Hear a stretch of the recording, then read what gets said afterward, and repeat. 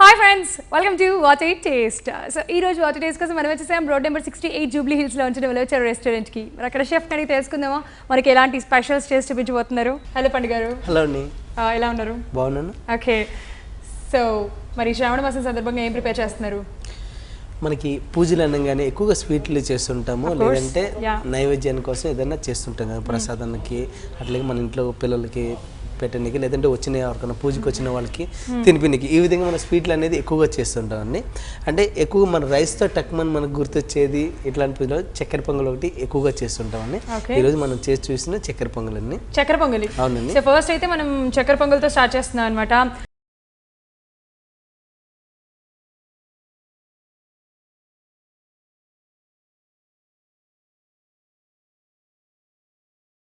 So friends, విన్నారు కదా, ఈరోజు మనం చక్కెర పొంగల్ ప్రిపేర్ చేసుకోబోతున్నాము. సో అఫ్ కోర్స్ శ్రావణ మాసం కాబట్టి ఎవరు నాన్ వెజ్ తినరు, అందరూ వెజ్లో అందులో స్వీట్స్ కానీ నైవేద్యం పెడుతుంటారు కదా కంపల్సరీగా. సోమవారం శుక్రవారం అనేది స్వీట్ కంపల్సరీగా చేస్తుంటారు, మిగతా డేస్లో వెజ్జే ఓన్లీ. సో ఈ రోజు అయితే కనుక మనం స్వీట్తో స్టార్ట్ చేస్తున్నాం, చక్కెర పొంగల్తో స్టార్ట్ చేస్తున్నాం అనమాట. మరి చక్కెర పొంగల్ చేస్తున్నాం కాబట్టి ముందుగా దానికి కావాల్సిన ఇంగ్రీడియంట్స్ అడిగి తెలుసుకుందాము. సో పండుగ గారు ఇంగ్రీడియంట్స్ చెప్పేసి. ఓకే అండి. పెసరపప్పు, రైస్, షుగర్, గీ, ఇలాచీ పౌడర్, జీడిపప్పు, డ్రై ఫ్రూట్స్, పాలు. చక్కెర పొంగల్కి కావాల్సిన ఇంగ్రీడియంట్స్ రాసుకున్నారు కదా, మరి ఎలా ప్రిపేర్ చేయాలి ఏంటి అడిగి తెలుసుకుందాం. చెప్పండి గారు. స్టవ్ వెలిగించిందని ముందు మనం పెసరపప్పును నానబెట్టి పెట్టుకున్నాం అండి. ఒక 25 minutes నానబెట్టుకున్నాం పెసరపప్పు. ఇది ముందు మనం పెసరపప్పు ఉడికింది, హాఫ్ బాయిల్డ్ అయిన తర్వాత రైస్ యాడ్ చేసుకుంటే కనుక అది కరెక్ట్గా ఉడుకుతుంది. ముందుగానే మనం రైస్ యాడ్ చేసేసుకుని కనుక మనం ఉడకబెట్టుకుంటే రైస్ తొందరగా బాయిల్డ్ అయిపోతుంది. ఆ పప్పు అనేది కొద్దిగా టైం పడుతుంది కాబట్టి దీనిలో కొద్దిగా వాటర్ యాడ్ చేసుకుందామండి. ముందు కొద్దిగా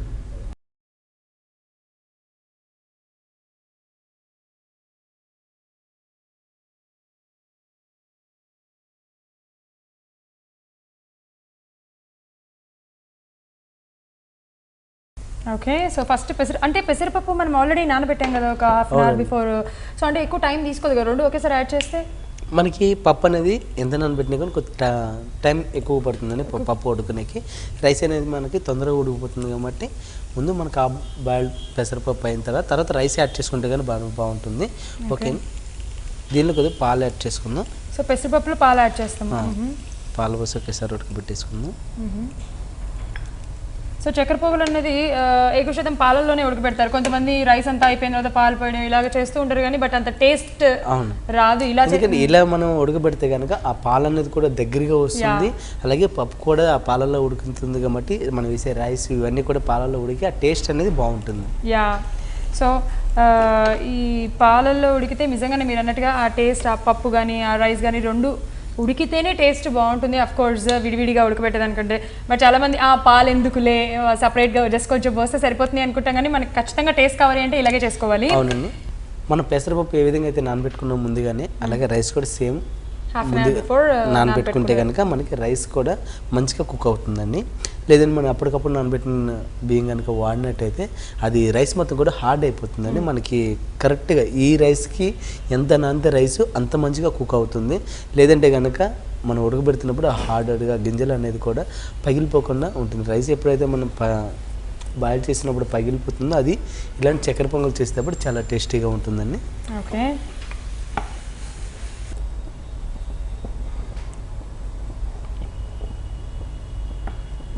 ఓకే, ఇందులో కొద్దిగా గీ యాడ్ చేసుకుందాం.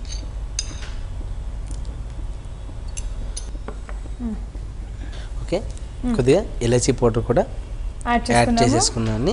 ఉడుకుతున్నప్పుడే మనం ఇవన్నీ కూడా కొద్ది యాడ్ చేసుకొని మనకి ఇది మొత్తం ప్రిపరేషన్ అయిపోయిన తర్వాత లైట్గా యాడ్ చేసుకుంటే కనుక ఆ ఫ్లేవర్ అనేది ముందు ఇలాచీ పౌడర్ వేసుకోవడం వల్ల మొత్తం ఫ్లేవర్ అనేది మనకి దీనిలో మిక్స్ అయిపోతుందండి.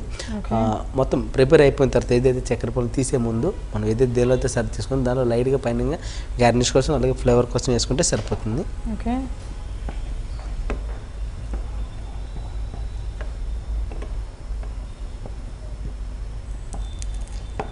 మనకి దీనిలో పాలు అనేది ముందు యాడ్ చేసుకోవటం వల్ల ఆ పాలు అనేది థిక్నెస్ ఎక్కువగా వస్తుందండి.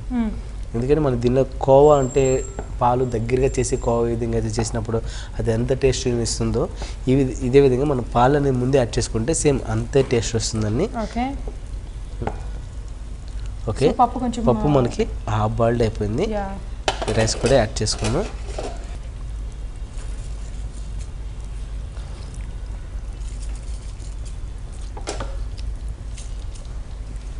సో మరి ఆల్రెడీ మనం రైస్ కూడా యాడ్ చేసేసాం కాబట్టి లిడ్ పెట్టేసుకుందామా లేకపోతే అవసరం లేదా? ఓకే అండి, కొంచెంసేపు ఉడకనిద్దాము, ఆ తర్వాత లిడ్ పెట్టుకుందాము. ఏదైతే మనం షుగర్ యాడ్ చేసిన తర్వాత ఈ మన పాలన్నీ కూడా దగ్గరగా వచ్చిన తర్వాత షుగర్ యాడ్ చేసిన తర్వాత మళ్ళీ ఇంకొద్దిగా లిక్విడ్ అవుతుందండి. అప్పటి వరకు ఈ మామూలుగా రైస్ వండినట్టు కాకుండా మన చక్కెర పొంగల్ కొద్దిగా లిక్విడ్గా ఉంటుంది. అంటే ఎక్కువ లిక్విడ్గా మరీ డ్రైగా కాకుండా పాలు ఎక్కువ ఉన్నప్పుడే షుగర్ వేసేయకుండా మంచి మెత్తగా దగ్గరగా ఉడికిన తర్వాత షుగర్ యాడ్ చేసుకుంటే కనుక బాగుంటుంది ఇది. సో మధ్య మధ్యలో తిప్పుతూ ఉండాలా లేకపోతే అలా జస్ట్ ఉంచేస్తే సరిపోతుందా? మధ్య మధ్యలో కలుపుతూ ఉంటే బాగుంటుందండి. పాలు అనేది సైడ్స్కి వచ్చేసినప్పుడు సైజ్ ఇదంతా కూడా ఫామ్ అవుతుంది కాబట్టి దాన్ని కలుపుకుంటూ ఉంటుంటే బాగుంటుంది.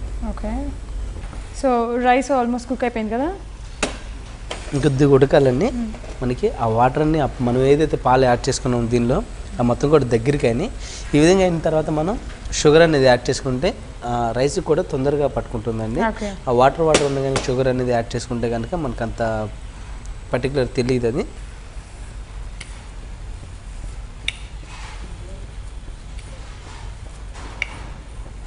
ఓకే,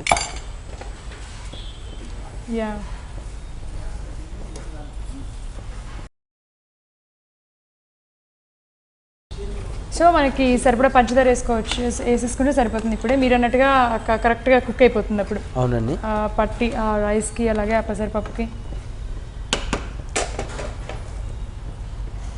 దీనిలో కొద్దిగా డ్రై ఫ్రూట్స్, ఓకే, అలాగే జీడిపప్పు, కొద్దిగా గీ కూడా యాడ్ చేసుకుందాం. ఓకే,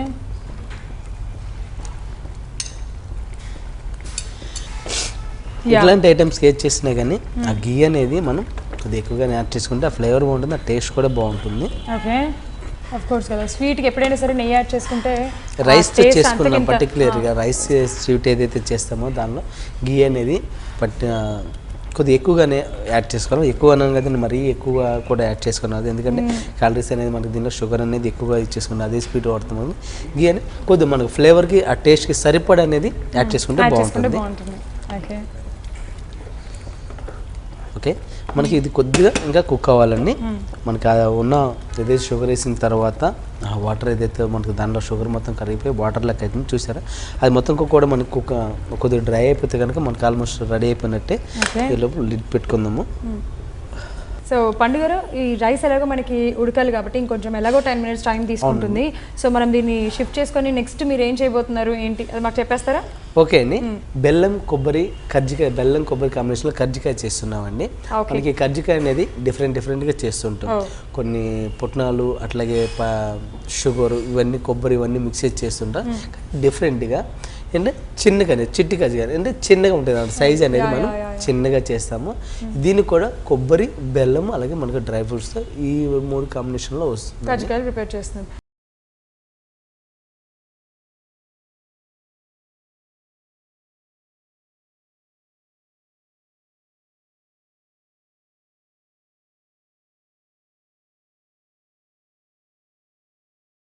సో ఫ్రెండ్స్ విన్నారు కదా, బెల్లం కొబ్బరి కజ్జికాయలు మనం నెక్స్ట్ ప్రిపేర్ చేసుకోబోతున్నాము. మరి ముందుగా దానికి కావాల్సిన ఇంగ్రీడియంట్స్ అడుగుదాం. సో పండుగ గారు ఇంగ్రీడియంట్స్ చెప్పేసి. ఓకే అండి, మైదా, కొబ్బరి, బెల్లం, గీ, ఇలాచీ పౌడర్, డ్రై ఫ్రూట్స్, ఆయిల్. విన్నారుగా బెల్లం కొబ్బరి కజ్జికాయలకి కావాల్సిన ఇంగ్రీడియంట్స్. మళ్ళీ ఎలా తయారు చేయాలి ఏంటి అడిగి తెలుసుకుందాం. సో పండుగ గారు స్టార్ట్ చేద్దామా? ఓకే, షిఫ్ట్ చేసేసుకుందాం. ఓకే,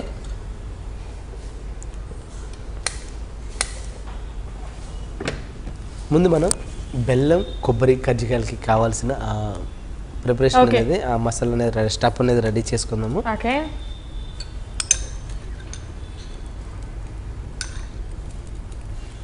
దీనిలో ముందు గీ వేసుకొని కొబ్బరిని గీలో వేయించుకుందాం.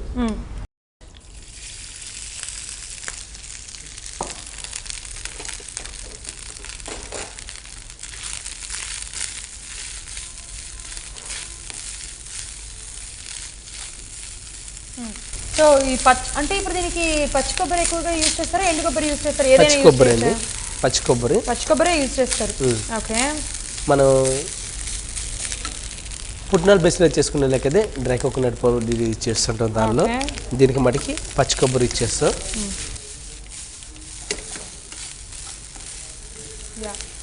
సో పచ్చి కొబ్బరి యూజ్ చేసుకుంటున్నాము.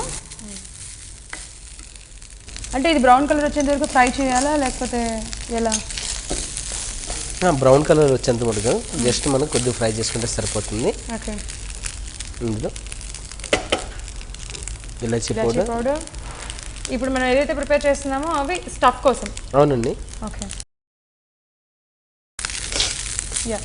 సో నేను ఇది ఒకసారి మిక్స్ చేస్తాను. ఓకే అండి. రైస్ ఇది ఓకేనా? ఇంకొంచెం ఉడకాలి కదా? ఇంకొద్దిగా ఉడికితే 20% ఉడికితే సరిపోతుంది. ఒకసారి లోపల మనం కింద అంటుకోకుండా మిక్స్ చేసుకుంటూ ఉంటే సరిపోతుంది.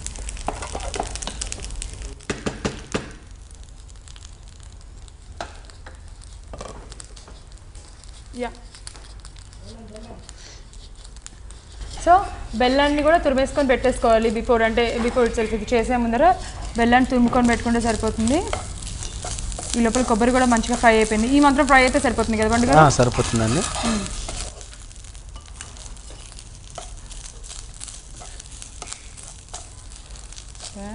సో మనం ఇందులో ప్యాన్లో నెయ్యి వేసి దాంట్లో పచ్చి కొబ్బరి వేసి సో దాంట్లో కొంచెం ఇలాచీ పౌడర్ వేసాం. అది ఫ్రై చేసుకున్నాం. డ్రై ఫ్రూట్స్ కూడా యాడ్ చేసుకున్నాం. ఇప్పుడు ఆ కొబ్బరి బాగా ఫ్రై అయిన తర్వాత డ్రై ఫ్రూట్స్ యాడ్ చేసుకున్నాము. అలాగే బెల్లం కూడా యాడ్ చేసుకున్నాం.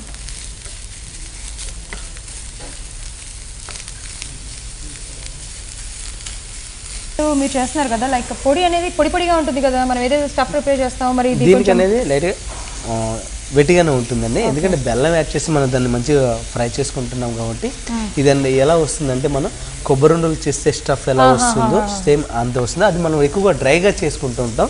ఇది మనకు కొద్దిగా లిక్విడ్గా ఉంటుంది, వెట్టిగా ఉంటుంది. ఓకే. ఒక బౌల్లో మనం మైదా కొద్దిగా వాటర్ యాడ్ చేసుకున్నాం.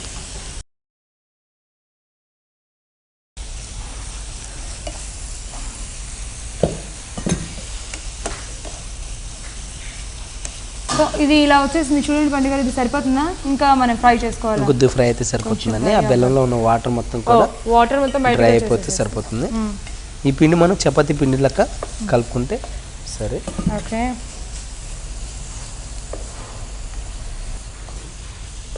యా. సో ఓకే అండి, సరిపోతుంది. బంద్ చేసేద్దాం.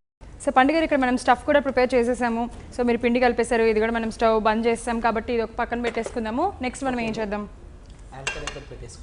ఆయిల్ కూడా పెట్టేసుకుందాం. ఈలోపు నేను ప్రిపేర్ చేసేస్తుంటాను.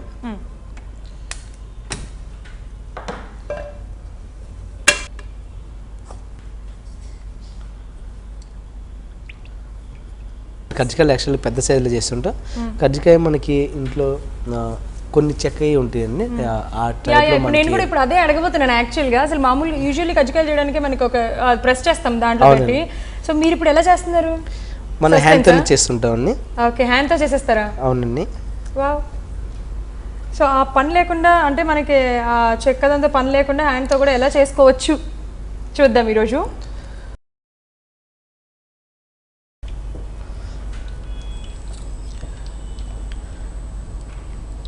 యా.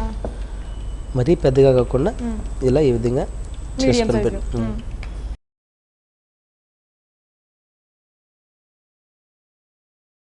ఇలా చేసుకొని దీన్ని స్టఫ్ తీసుకుందాం.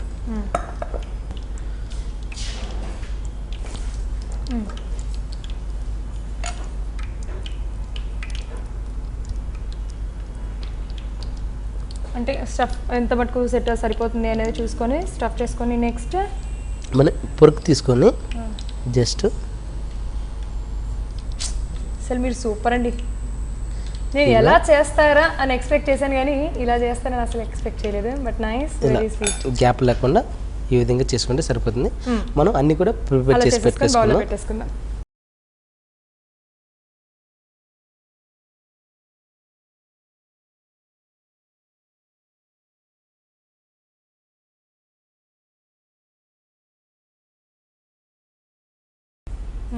ఇలా పెట్టిన తర్వాత కొంతమంది హ్యాండ్తో కూడా చేయొచ్చండి. ఇది ఓకే, హ్యాండ్తో చేస్తే కనుక మనం ఇప్పుడు ఏదైతే చూపించామో అది ఫ్రీ అంటే సింపుల్గా అయిపోతుంది అనమాట. అలా కాకుండా ఇలా హ్యాండ్తోనైనా సరే జస్ట్ మరీ అంత దగ్గర కాకుండా ఓకే, జస్ట్ అలాగా టర్న్ చేస్తూ ఉండాలన్నమాట. అవునండి.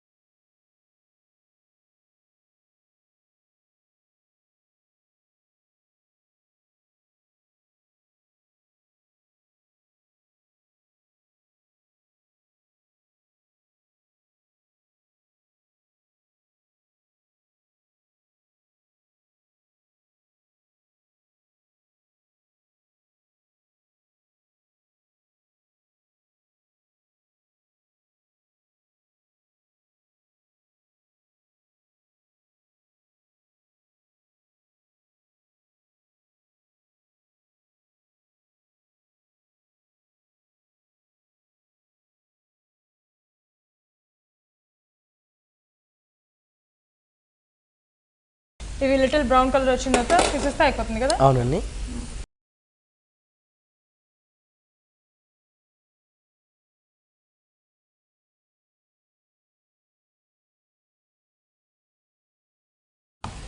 ఓకే అండి, ఇది ఒక బౌల్లో తీసేద్దాం.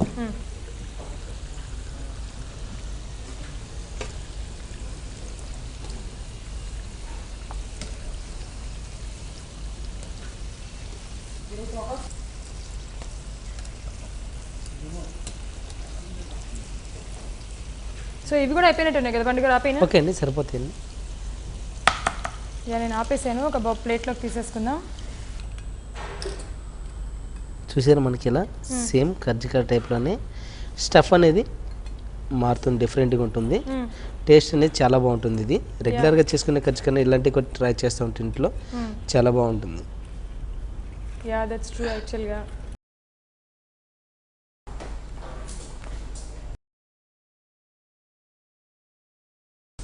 చక్కెర పొంగలి అలాగే బెల్లం కొబ్బరి కజ్జికాయలు రెండు రెడీ అయిపోయిందండి. ముందు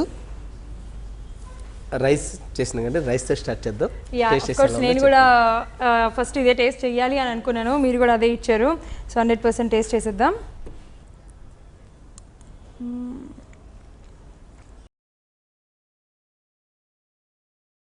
నిజంగానే మనం ఎక్స్పెక్ట్ చేస్తాం మనకి టైం ఎక్కువ తీసేసుకుంటుంది, రైస్ పెసరపప్పు అన్నీ ఒకేసారి వేసేస్తే ఒక పని అయిపోతుంది అని చెప్పేసి. బట్ అలా కాకుండా ఇప్పుడు ఏదైతే ఫస్ట్ పెసరపప్పు వేసి రైస్ వేసి నిదానంగా దానిపైన నెయ్యి అలా ఇప్పుడు ఎలా అయితే ప్రాసెస్ చేసాం ఎగ్జాక్ట్గా అలా చేస్తే టేస్ట్ అనేది ఇంత బాగుంటుంది, అంటే అమృతంలా ఉంటుంది అనమాట. అద్దరిపోయింది, చాలా చాలా బాగుంది, చాలా టేస్టీగా ఉంది.